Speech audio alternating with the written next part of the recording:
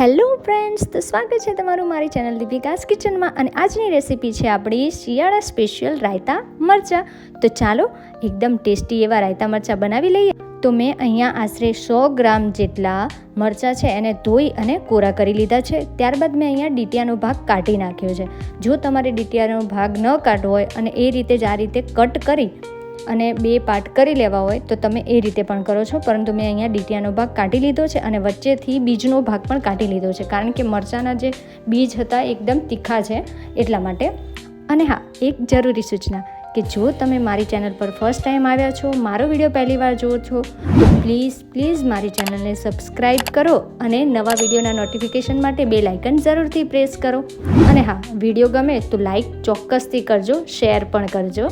તો અહીંયા આ રીતે આપણે મરચાં છે એના બીજનો ભાગ કાઢી લીધો છે અને 2 પાર્ટ કરી લીધા છે. અમારા ઘરમાં વધારે આ રાયતા મરચાં બધાને ભાવે છે. તો અહીંયા આપણે મરચાં છે એકદમ કટ થઈ અને રેડી છે. તો જોઈ શકો છો કે કેટલા સુંદર, કારણ કે અત્યારે શું છે, શિયાળાની સિઝનમાં બધાને રાયતા મરચાં બનાવવા ખૂબ ગમે છે. તો ચાલો એનો આપણે રાયતા મરચાંનો મસાલો બનાવી લઈએ. તો અહીંયા એક મિક્સી જારની અંદર મેં અહીંયા 4 ચમચી જેટલા રાયના કુરિયા, 2 ચમચી જેટલી વરિયાળી લઈ અને એને આપણે દરદરું પીસી લેવાનું છે. એકદમ ફાઇન નથી પીસવાનું, થોડું દરદરું રહે એ રીતના જ પીસવાનું છે. તો એનો વરિયાળીનો ટેસ્ટ છે એ રાયતા મરચાંમાં એકદમ અલગ રીતે નીકળીને આવશે અને રાયતા મરચાં એકદમ ટેસ્ટી બનશે. તો અહીંયા આપણો જે મસાલો છે મેં આ રીતના જોઈ શકો છો કે એકદમ દરદરો પીસી લીધો છે. એકદમ ફાઇન નથી પાવડર કર્યો, આ રીતના જ દરદરો પીસી લીધો છે. હવે આપણે એને એક બાઉલની અંદર કાઢી લઈશું. તો જે આપણે પાવડર ન કહીએ તો દરદરો જે આપણો રાયતા મરચાંનો રાઈના કુરિયા અને વરિયાળી છે એ કાઢી લઈએ. હવે એની અંદર આપણે મીઠું, હળદર અને હિંગ એડ કરી લેવાની છે. હવે આ બધું છે અને આપણે સરસ રીતે મિક્સ કરી લેવાનું છે. અને હવે આ બાજુ આપણે મિક્સ કર્યા બાદ આ બાજુ આપણે તેલ ગરમ કરવા માટે મૂકી દઈએ. તો મેં અહીંયા આશરે 4 થી 5 ચમચી જેટલું તેલ લઈ લીધું છે. તેલ હશે ને તો શું છે કે રાયતા મરચાં ખરાબ નહીં રહે અને એને થોડું આપણે સહેજ જ ઠંડુ થવા દેવાનું છે. અને જે આપણા મસાલો છે એની અંદર નાખી અને એને મિક્સ કરી લેવાનું છે. હવે મિક્સ કરી લીધા બાદ એને તરત મરચાં અંદર ન નાખજો, થોડી વાર એને આપણે આ મસાલો છે એને આપણે ઢાંકી અને મૂકી દઈશું.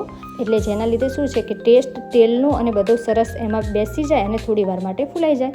તો 10 થી 15 મિનિટ બાદ મેં અહીંયા ઢાંકણ ખોલી અને ફરીથી જોઈ શકો છો કે જો મિક્સ કરી લઈએ તો તેલ પણ એકદમ સરસ રીતે મિક્સ થઈ ગયું છે અને મસાલો પણ સહેજ ફૂલાઈ ગયો છે. હવે જે આપણા મરચાં હતા કટ કરેલા એ આપણે એની અંદર મસાલાની અંદર મિક્સ કરી લઈશું. એડ કરી હવે આ મસાલાની સાથે બધા મરચાં છે એને મિક્સ કરી લેવાના છે. તો અહીંયા મેં બધા જ મરચાં છે એ સરસ રીતે મિક્સ કરી લીધા છે. તો એની ચમક પણ જોશો ને તો પણ એટલી સરસ લાગે છે અને સુગંધ તો અરે વાહ, એટલી સુપર છે. હવે આ મરચાં છે એની ચમક એટલી સરસ અને સરસ એટલા કડક રાખવા માટે આપણે ઉપરથી અડધા લીંબુનો રસ છે એ એડ કરી લેવાનો છે.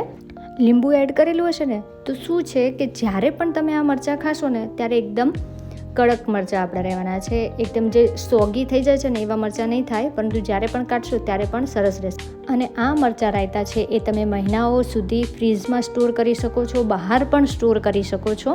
ધ્યાન રાખવું કે રાયના કુરિયા છે આપણે વધારે એડ ન કરીએ, નહીંતર શું છે થોડો ટાઈમ પછી એકદમ ખાટા બહુ મરચાં થઈ જશે.